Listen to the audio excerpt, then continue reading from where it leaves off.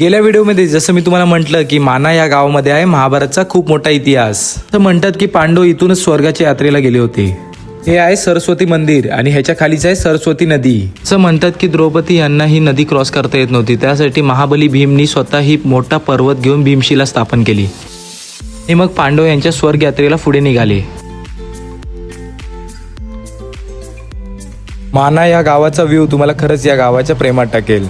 तो ना रस्ता आहे जो तुम्हाला इकडच्या फेमस धबधब्यावर घेऊन जाईल, पण आपल्याला काय तिकडे जायचं नाही कारण तो खूप लांब आहे. मानाच्या पुढे पण एक रस्ता आहे, पण तो डायरेक्ट चायना बॉर्डरला कनेक्टेड आहे आणि तो फक्त इंडियन आर्मी यूज करू शकतात. इन केस ऑफ वॉर आणि काय कशा कोणत्या गोष्टी त्यासाठीच फक्त केलं आहे. बाकी काय नाही, तो बॉर्डर रोड आहे, आपल्याला तिथे आलो नाही. हा फक्त गाव फक्त एवढापर्यंत आहे. गाववाल्यांना पण फुल रेस्ट्रिक्शन्स आहेत बरेच गोष्टीचे.